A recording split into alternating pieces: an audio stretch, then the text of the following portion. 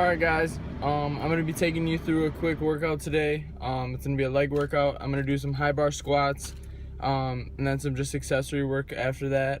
Nothing too crazy, just some calves, a little bit of hamstring work. I'm not going to deadlift today. I normally do deadlift on my leg days, but not today. Going to be higher rep movements and we do higher reps on the squats. Yeah, nothing too crazy, but I'm gonna run you through it. I'm gonna go through each exercise, and I'm gonna do a commentary over this, but I kind of wanted to just do a little bit of an intro, change things up from my normal vlogs. So I look forward to hearing feedback from you guys after you watch the video.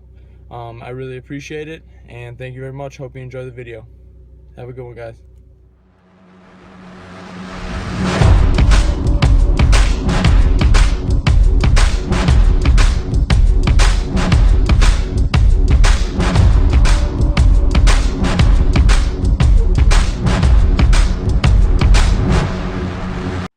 What's going on, guys? Hope everyone's having a great day out there. This is Joe Anklam back with another workout vlog for you, and as stated in the intro, this is going to be a high volume leg day, or hypertrophy style leg day if you will.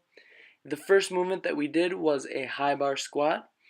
The slight difference between a high bar and low bar squat is just the fact that the bar is on your traps in a high bar squat versus in a low bar it's going to be a little bit lower on your rear delts, or just under the traps. And the difference are going to be very, very simple. You're just going to incorporate a little bit more of the quad, core, and lower back in the high bar style squatting. And this is just because your body is upright, so you are forced to use your core and lower back to support that.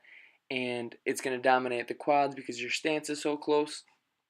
Versus in a low bar, you're going to have a little bit more of a forward lean, be a little bit less upright, and that is to support the bar from falling off your back since it is so low on your back.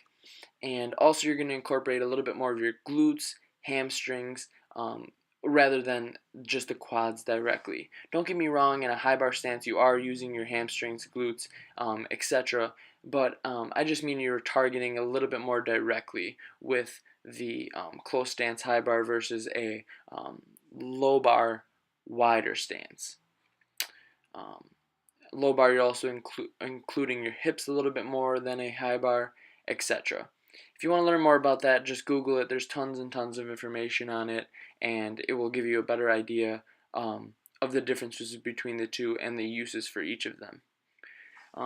The first movement we did, as I stated, was high bar squats. So as you can see, it's about a hip width stance. The working weight was 225, and I ended up completing 3 sets of 10. This is a PR for me. I was only ever able to hit 3 sets of 8 with 225 before, so I was definitely very happy with this, having not done higher rep works, or high bar work for that matter, on the squat in about 4 or 5 weeks. After squats, we moved on to deadlifts. I did sumos, and Nick, as you'll see here, is going to do conventional. And I did lie in the intro because we did end up doing deadlifts because I was feeling good after those squats. And the plan was to go higher reps on this movement as well, but I ended up feeling good, and we ended up going for a PR, as you will see later on in the video. This is just some warm-up sets. I just wanted to include these to show that I'm not really doing all that many warm-up sets, especially being that I deadlift after my squats, so I'm already pretty warmed up. But for the simple fact that I wanted to acclimate and get the blood flowing a little bit and get the movement pattern down more than anything, I decided to do a little bit of warming up, but not too many reps at all. 3 reps of 135, then I moved right on to 225, 3 reps there, then 275, and I only did 1 rep as you saw, and then we jumped right into 315. So I was going for an AMRAP here. I have only ever hit 3 reps with this before. And to be perfectly honest, I knew I had always had more in the tank, but to be perfectly honest, once again, I do not prioritize deadlift as much as one should when you're trying to progress your deadlift. And I know this, so I do not expect myself to be progressing in deadlift like I am in other lifts that I spend more time on, but nonetheless, I was able to hit this for 5 reps, probably had about maybe 1 or 2 more in the tank that I could have grinded out. But I wanted to keep my form in check, so I left it at 5, and I was very content with that. And that was my top set. As you can see, Nick, he worked up to a triple at 315, then hit a single at 365, as well as a single at 400.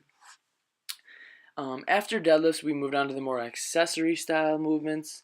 This right here is a leg extension, and you're going to see in a second it's paired with body weight lunges. So for the leg extension, I'm doing 3 sets of about 10 to 12 reps with a weight where I can really control it and feel the muscle fibers working and tearing, I should say. And like I said, this is paired with a body weight squat, 10 reps down, 10 reps back, or in my case, if you have limited room, you can do 5 reps down, 5 reps back, 5 reps down, 5 reps back. So pretty simple, you're just getting 20 reps all together, 10 each leg, and this is going to give you a great pump, as you'll see in my quads in a second. So really give this a shot at the end of your workout, especially after squats where your quads are already warm and going. It's a really good way to finish them off, and I do like to include them in almost every workout. Also, body weight lunges for long periods of time, 8 to 10 minutes. I started out with about 5 to 6 and slowly worked my way up. Those also have tremendous impact on just my overall definition in my quads and just my lower body health in general. I always feel much better the next day when I do some sort of body weight lunge movement on my leg days. You just saw some calf work, nothing too crazy, just lower reps on the standing with higher weight and some higher reps on the seated. This right here is just going to be some one leg lying hamstring curl. Sorry, that was a mouthful to say. I never said that out loud before. But this is really just to isolate the movement. I'm sitting up a little bit to get a better contraction. But other than that, it's really just a good way to isolate and make sure you're not overpowering with using both legs at once. That does conclude this vlog. I hope you guys enjoyed it. Please leave feedback as always, and comment, like, and subscribe if you haven't already. Have a great day, guys.